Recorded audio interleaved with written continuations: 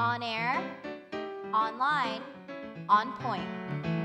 Slave times when Confidence of the American people. Why does the district attorney want to get rid of it? Hello and welcome to On Point. I'm Marissa Meyer. Today we are going to be discussing gas prices and their sudden rise. In February and early March, gas prices increased 6% in the United States, and many experts say the prices will continue to go up in the coming months. Our reporters went to a local gas station and asked consumers how the price increase has affected them. I haven't filled up my tank since it's gone up. I only go to like half tank, so it's really affected me. I don't really drive at all. I try not to drive at all anymore. I just try to stay parked at home, just because, or walk to school because I'm CSUN too. Just because I can't afford it. It's really hard, especially if you're a college student.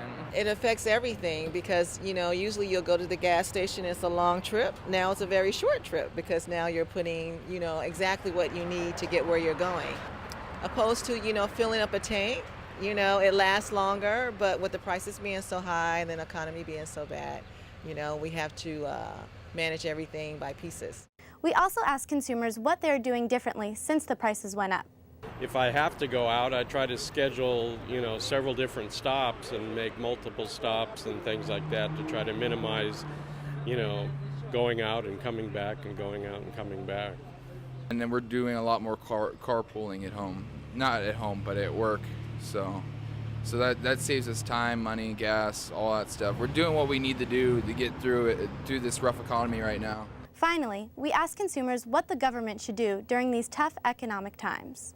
The government should stop really the negative things.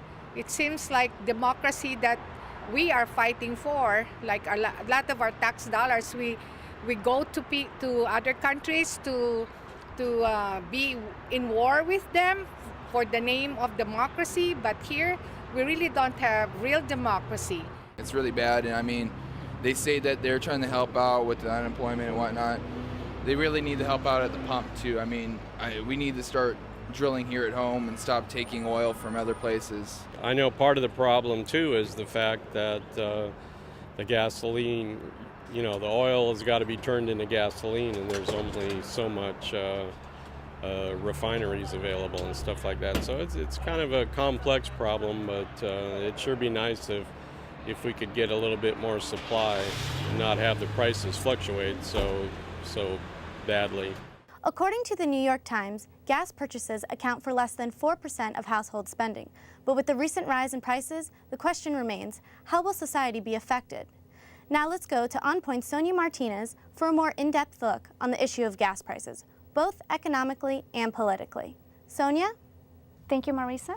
And joining us today, we have Dr. William Yu, an economist professor at UCLA, and Dr. Tom Hogen-Esch, an associate professor in political science here at CSUN. Thank you for joining me. Thank you. William, I'm going to start with you. My first question for you is, why are gas prices so high this spring? Okay. First of all, it's my honor to be here. So why the gasoline price is so high over the past several months? In economics, when we talk about price, we need to talk about demand and supply. So let's talk about demand first. So we had a high demand for gasoline. Okay. First of all, United States economy is recovering, although it's very slowly, but it's recovering. And especially this past winter time, we had an unusual warm winter. So a lot of people are doing shopping, which they cannot do in the normal winter time. So that is one reason. And second reason is Japan. Japan, because we all know there's a tsunami and earthquake, so they start to change their energy use from nuclear plant to this kind of more fossil oil. So they also create a problem. So this is demand. So we had a high demand from United States, Japan, and China and India. They also had this kind of high demand from this kind of growing economy. Although right now China economy is slowing down, but because their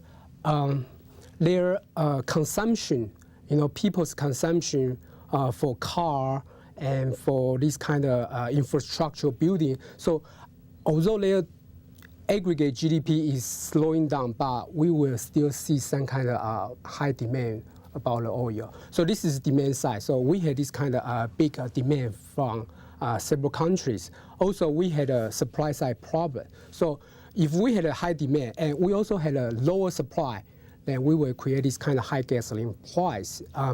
So supply side, as we know, recently we had this kind of sanction on Iran. But for example, United States, we don't import any barrel of oil from Iran. Why this kind of problem in Iran will affect our oil price is because right now oil is a global commodity. So although we don't use the oil from Iran, other countries will use it. And so that will create a problem. And right now, so Saudi Arabia and some kind of African country, they try to increase their production to pick out the slack of this kind of sanction. Because right now, United States is pressing like India, China to use less import oil from Iran. But during this kind of transition period, we will see this kind of supply side kind of problem. So we had a high demand and we had a low supply. So we create this kind of a problem of high gasoline. Yeah. Can you explain a bit more why the price of oil affects the price at the pump? Oh, okay. Right now we had two global oil price you can look at. One is so-called Brent. It's basically from North Sea. And this is international global oil price, crude oil. And the other one is so-called West Texas Intermediate price, which is located in Oklahoma.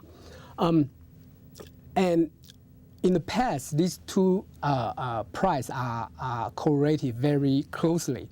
But over the past year, we've seen the big disparity, about like $15 to $20. So why is that? It's because we got a lot of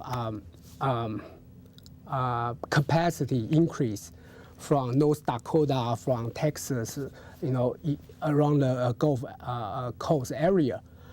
But the problem is we found Americans' gasoline price actually is more close related to Brent, which is about $20 higher than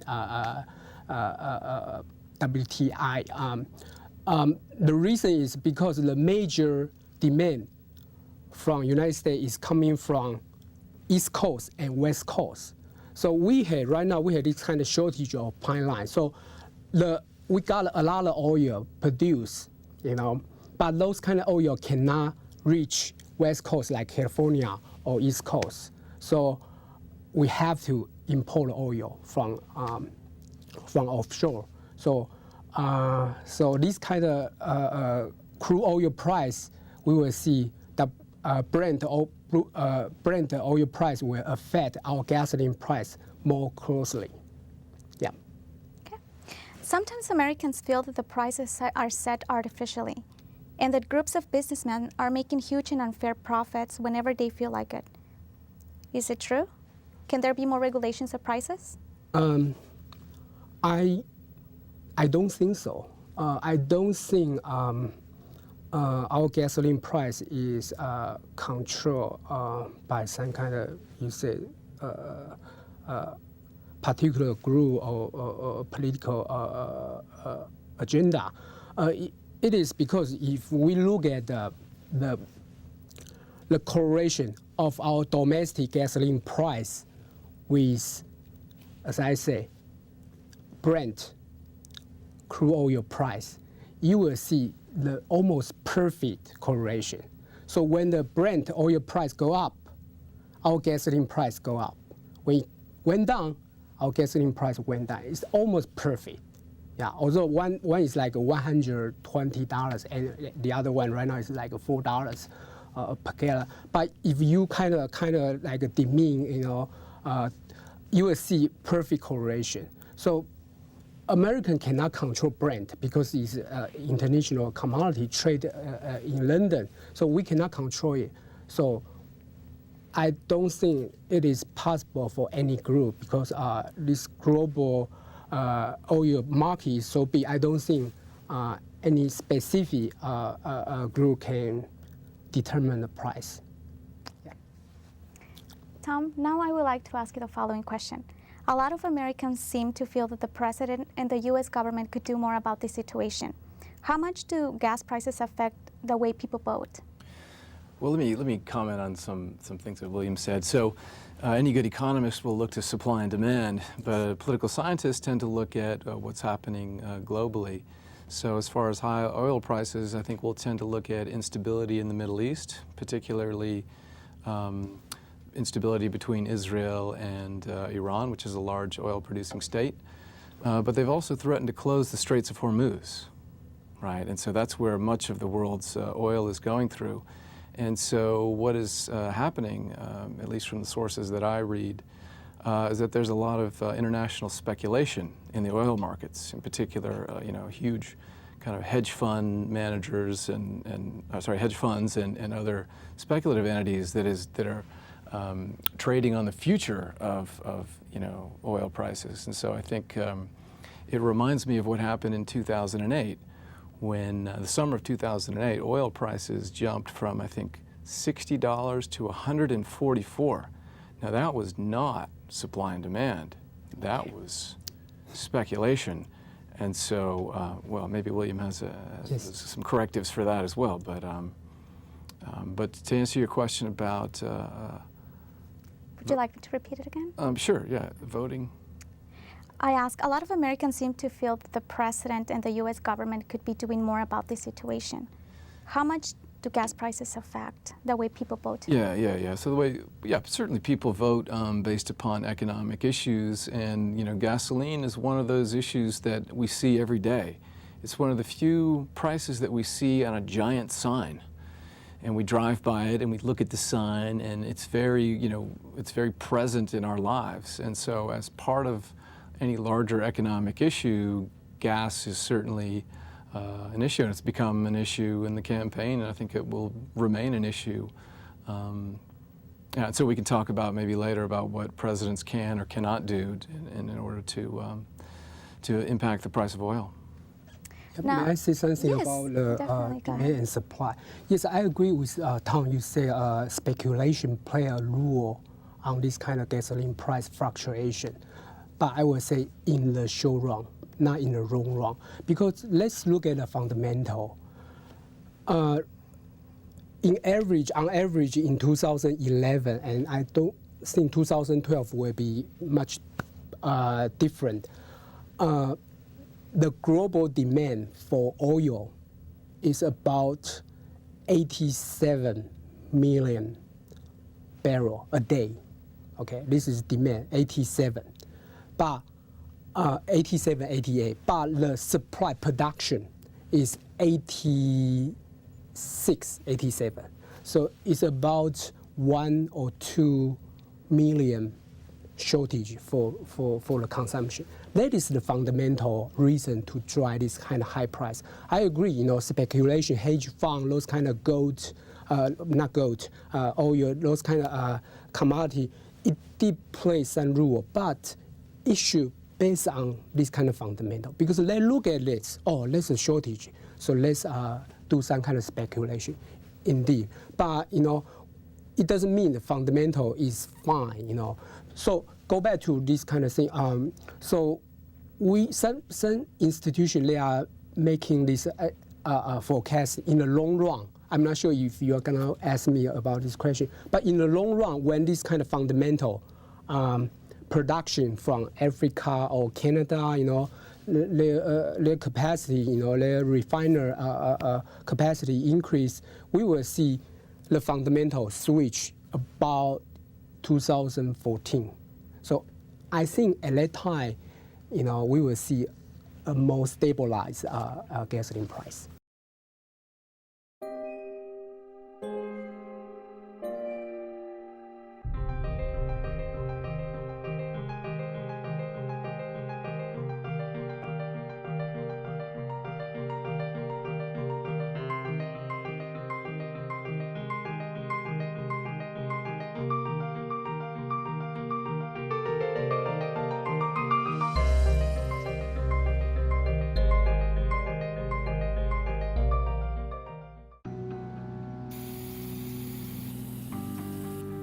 Turning a 20-foot wall into a canvas takes vision.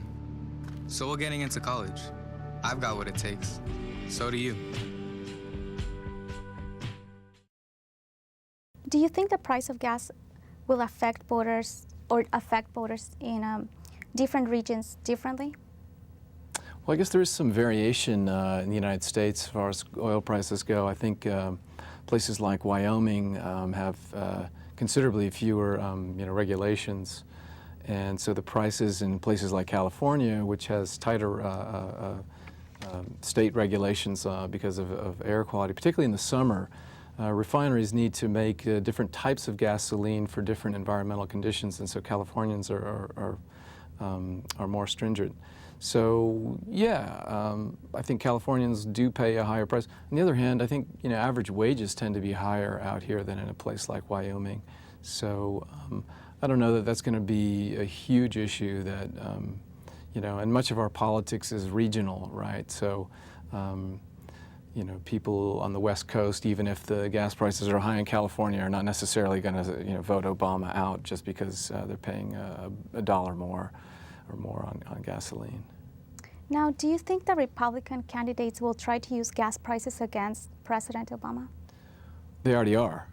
Yeah, no, they're definitely going to try or are trying to pin the recent increase on the Obama administration. If you look back to Newt Gingrich recently promised $2.50 gas when I'm president, and Michelle Bachmann back to last summer was talking about, well, when I'm president, it's going to be lower than $2. So, I mean, if you believe that, you'll believe just about anything. But this is politics, right? And so politics is not necessarily rational.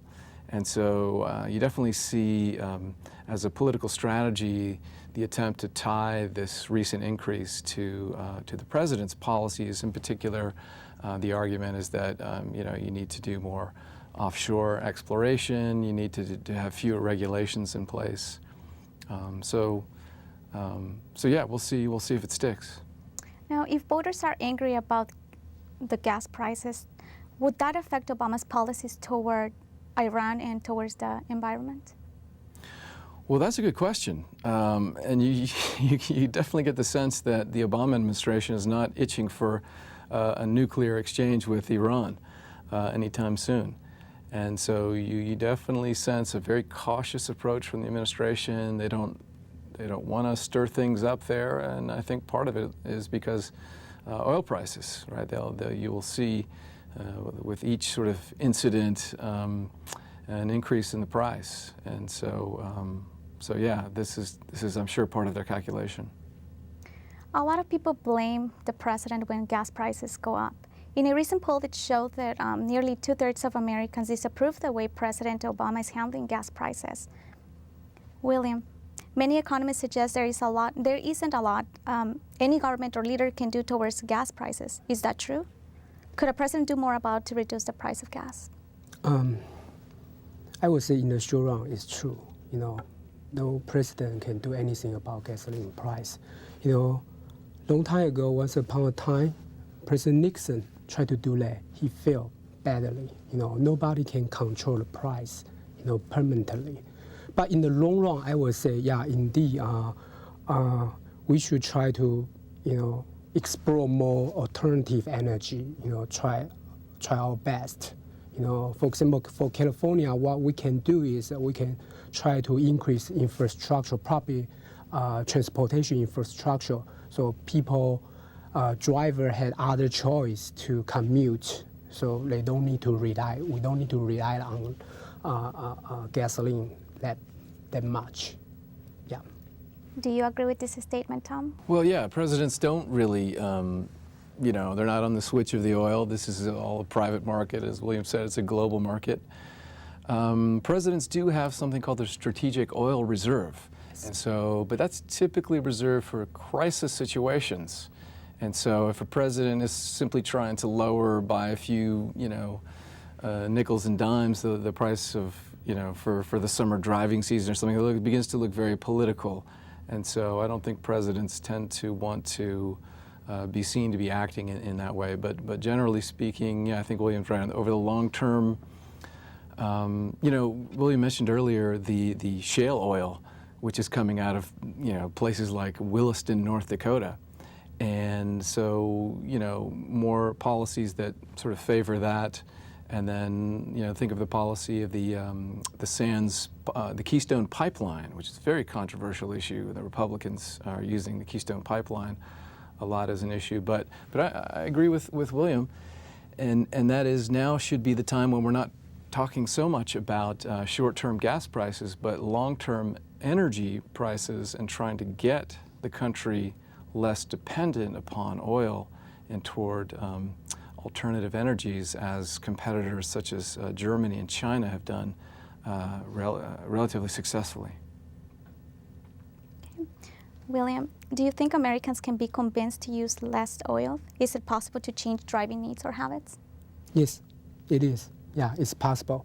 Actually, if we look at history, in 1970s we had these two oil crises. If that kind of oil crisis maintained, you know what, American consumer will change their driving habit and, you know, the big appetite for oil, not using SUV. But 80s, we see the oil price plummet. So gasoline becomes cheap again. So we kind of you know, go back to the old habit. So I would say, you know, nobody can really control the demand and supply of oil. So if oil price go down, you know, yeah, you will see economy is booming. President got re-elected. Everybody is happy. But if the gasoline price is up, you know, I would say it's not a bad news. You know, we should just react to this kind of high price by changing our behavior. How does the price of gas affect the economy overall? Economies done. I personally done some kind of research. What I found is, if, for example, WTI or like Brent oil, the crude oil price increased by $10. The short run, it will decrease. So this kind of oil price shock will decrease GDP by around 0.2%. GDP growth by 0.2%. Okay. In the long run, will be about 0.4%. So right now, average United States GDP growth is about 3%. So 3%, say, normal situation, 3%. And right now, we had a 10% higher gasoline oil price. I would say 2.5% GDP decline. So this is the number, and it's not good. Yeah, it's not good. You know, oil price will just hurt GDP and might hurt employment. Yeah. Now, what policies make gasoline prices different between winter and summer? Policy? No, there's no. I don't think there's any policy difference between when it's just demand things. So usually in the summertime, from May to August, September, I look at the history. The United States gasoline price is about 20% higher than winter time.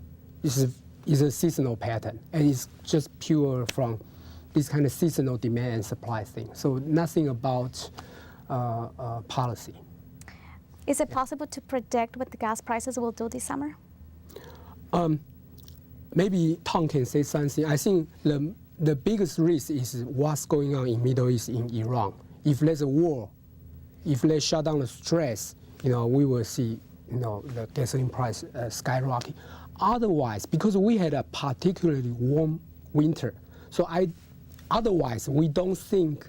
I don't think the gasoline price will increase too much. You know, other things being equal, I would say probably 10% higher. Yeah, so a little bit unusual. Yeah, this year.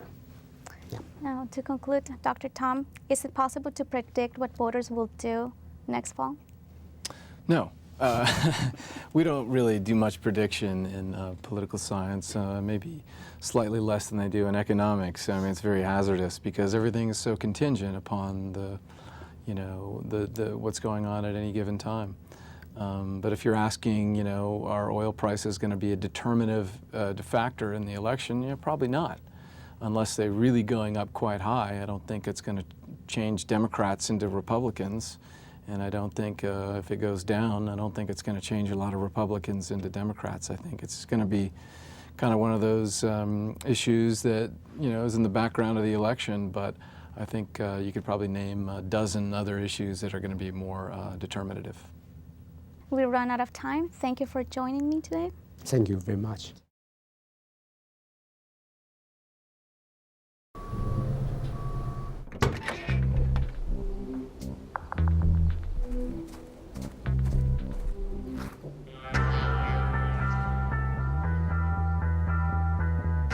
When you throw away money on wasted electricity, you're throwing away everything you could have bought with it. Saving energy saves you money. Learn more at energysavers.gov.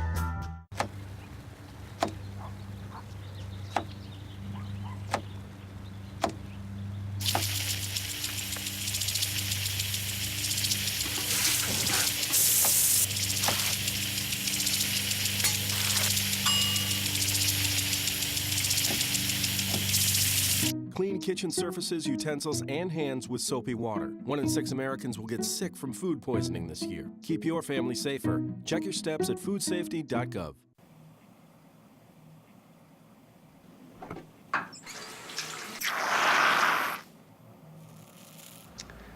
Have you ever considered, I don't know, getting it waxed? Waxed? Yeah. Bro, that's a little weird. I don't know.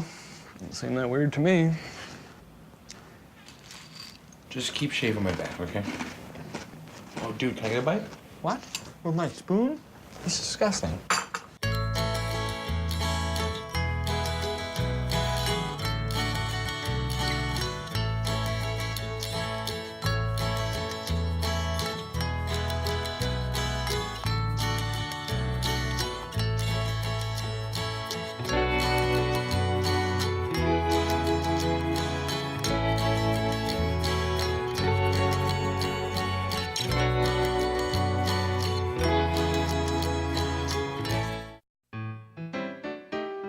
Thank you for watching On Point. You can follow us on Facebook by searching CSUN On Point. And on Twitter at CSUN On Point, all one word. The show appears on our website at CSUNTVnews.com. And we air on Los Angeles' own Channel 36, Sundays at 4 o'clock. Tune in next week to learn about AB 1678, which proposed that food trucks are contributing to childhood obesity. Thank you for watching On Point. I'm Marissa Meyer. And I'm Sonia Martinez. Have a great day. Confidence of the American people. Why does the district attorney want to get rid of